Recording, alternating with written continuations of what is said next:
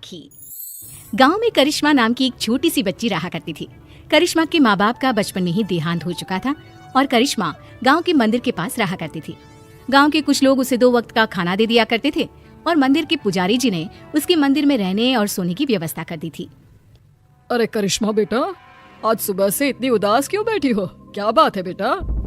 कोई बात नहीं काका, रक्षाबंधन का त्योहार आ रहा है, सब लोग अपने भाई को राखी बांधेंगे, लेकिन मैं तो दुनिया में बिल्कुल अकेली हूँ। अरे बेटा, चिंता क्यों करती हो? जिसका कोई नहीं होता उसका भगवान होता है। ऊपर वाला है ना, वो तुम्हारी मदद जरूर करेगा। लेकिन भगवान असल में थोड़ी ना होते काका, भला वो मेरी मदद कैसे करेंगे? अरे बिटिया, ऐसे नहीं कहते। भगवान तो सब जगह होते हैं और देखना, वो तुम्हारी मदद भी जरूर करेंगे। पुजारी जी के जाने के बाद करिश्मा उदास होकर मंदिर की सीढ़ियों पर बैठ गई। उसे कुछ भी समझ में नहीं आ रहा था।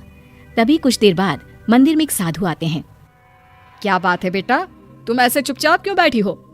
क्योंकि मैं बहुत उदास हूँ। इस दुनिया में मेरा कोई नहीं, मैं बिल्कुल अकेली हूँ।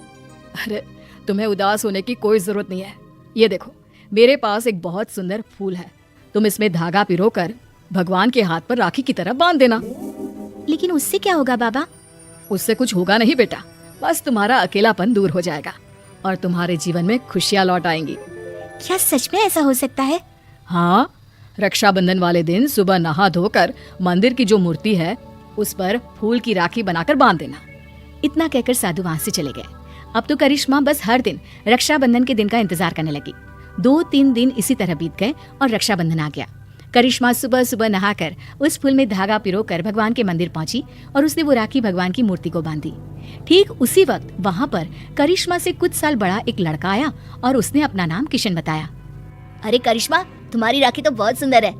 क्या ऐसी राखी तुम मेरी कलाई पर भी बांध सकती हो? वो क्या है ना, मेरी कोई बहन नहीं है।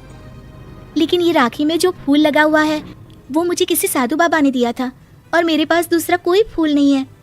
लेकिन मुझे तो तुम्हारे हाथ की बनी हुई राखी ही चाहिए, कहीं से भी लेकर आओ। अब मैं क्या करूं? भगवान ने बड़ी मुश्किल से मेरे जीवन में किसी को भेजा है। अगर मैंने किशन को राखी नहीं बांधी तो वो नाराज होकर चला जाएगा। सोचते सोचते करिश्मा मंदिर के बगीचे में पहुंची और वहां से उसने फूलों की मदद से एक सुंदर सी राखी बनाई और मंदिर में पहुंची। ये देखो किशन, मैंने तुम्हारे लिए बहुत सुंदर राखी बनाई है। नहीं, मुझे वही राखी चाहिए जो तुमने भगवान को बांधी है। लेकिन ये कैसे हो सकता है? वो राखी तो मैं भगवान की मूर्ति को बांध चुकी हूँ। तो कोई बात नहीं, वहाँ से वो राखी उतार कर तुम मुझे बांध लो और ये जो नई राखी तुमने बनाई है वो ले जाकर भगवान को बांध दो। किशन के बार बार जिद करने पर करिश्मा ने ऐसा ही किया। जैसे ही करिश्मा ने किशन की कलाई पर राखी बांधी, देखो, अब तुम्हें मुझसे कोई गिफ्ट लेना होगा। जब भी कोई बहन अपने भाई की कलाई पर राखी बांधती है तो बदले में उसे कोई ना कोई तोहफा लेना ही पड़ता है। लेकिन मुझे तो कुछ नहीं चाहिए। लेकिन अब तुम्हारा भाई आ गया है ना, अब से तुम्हें किसी के आगे हाथ फैलाने की जरूरत नहीं है। चलो, मैं तुम्हारे नए घर में लेकर चलता हूँ। करिश्मा किशन के पीछे पीछे चल दी। कुछ ही दूरी पर एक बहुत सुंदर सा छोटा सा घर बना हुआ था। देखो करिश्मा, आज से ये तुम्हारा घर है। ये समझ लो कि तुम्हारे भाई ने तुम्हें रक्षाबंधन का तोहफा दिया है। ये घर तो बहुत सुंदर है, मैं यहाँ पर रह सकती हूँ? हाँ हाँ, बिल्कुल रह सकती हो। इतना कहकर किशन वहाँ से चला जाता है और करिश्मा अपने घर में रहने लगती है। उस घर में खाने पीने की सारी चीजें थी। करिश्मा बहुत खुश थी और गांव के लोग भी खुश थे। करिश्मा को रहने के लिए एक जगह जो मिल गई। कुछ दिनों के बाद किशन करिश्मा के घर आता है। देखो करिश्मा, ये तो जादू हो गया। तुम्हारी बनाई हुई राखी तो सोने के कंगन में बदल गई। लेकिन ऐसा कैसे हो सकता है?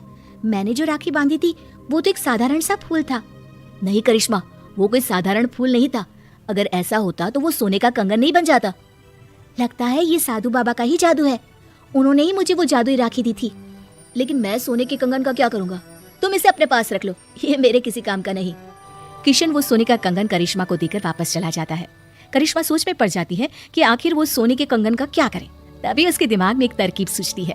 करिश्मा सोने के कंगन को बेचकर पैसे ले आती है और उन पैसों से उसने राखी बनाने का सामान खरीद लिया।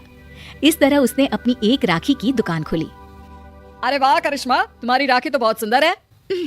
सारी राखियाँ मैं खुद अपने हाथ से बनाती हूँ और ये ज्यादा महंगी भी नहीं है। हाँ, ये बात तो बिल्कुल सच है।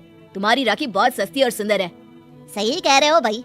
करिश्मा की बनाई हुई राखियाँ इतनी खूबसूरत होती है कि हम जिसे भी देते हैं वो खुश हो जाते हैं। अब दूर दूर से लोग करिश्मा की बनाई हुई राखियाँ खरीदने आने लगे और करिश्मा की राखियों की दुकान बहुत अच्छी चल पड़ी। एक दिन फिर से किशन लौट कर आता है। करिश्मा, मैं तुम्हें एक बात बताना चाहता था। हाँ बताओ ना भैया, क्या बात है? देखो करिश्मा, मैं उन साधु बाबा का ही एक शिष्य हूँ और उन्होंने ही मुझे तुम्हारे पास भेजा था। वो तुम्हारे बारे में जानना चाहते थे कि तुम कितनी ईमानदार हो, इसीलिए वो सोने का कंगन मैंने तुम्हें दिया था और तुमने उस सोने के कंगन का उपयोग एक अच्छे काम में किया है। इसलिए साधु बाबा और मैं, हम दोनों ही तुमसे बहुत खुश हैं और हम दोनों का आशीर्वाद तुम्हारे साथ है।